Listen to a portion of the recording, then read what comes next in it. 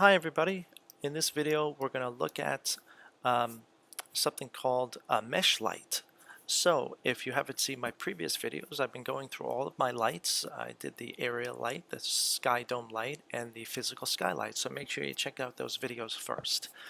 Alright, so right now if I go to Arnold render, you can see I have no lights in the scene because my render is completely dark. So it's up to us to add some lights. We're going to look at a different type of light source. So I can make any model a light.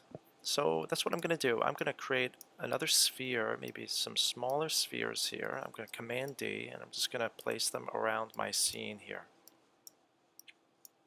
Alright, so I'm going to make these become my light source. So under Arnold and Lights, we can look at something called Mesh Light.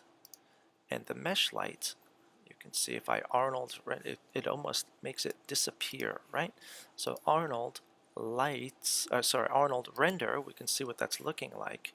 And you can see over here, I'm just going to make the intensity a bit brighter. Maybe let's go to 50 intensity. You can see it's emitting that light. And I can move this up because it was touching the ground. That's why you saw that spot there. But if I can raise it up in the air, and you can see that this is becoming my light source. Now, I could tell this to be visible. There is a button over here in my attributes editor that says light visible. And now it will light up that shape. I can do that the same for these shapes as well.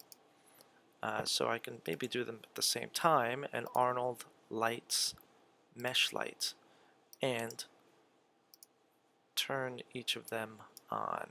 So this one too. If you click off and on, where is this light? If you go all the way over here, so that's maybe you can't do two at the same time. That's why that happens. So Arnold Lights, let's go to Mesh Light again. Okay, here we go. There. So now I have them all. I'm going to bring all the intensities up to a 50. This one and this one as well. You can see it's very dim. Now it's not. Alright, and you can see how you can move these around. It tends to slow down Maya a bit, I could tell.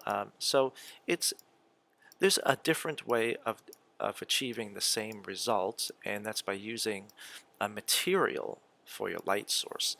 So we'll get into that next, but this is how to create or make a light source out of any object. I could see using this if I modeled a light bulb and I want to assign that shape as an emitting light source. So good luck and give it a try.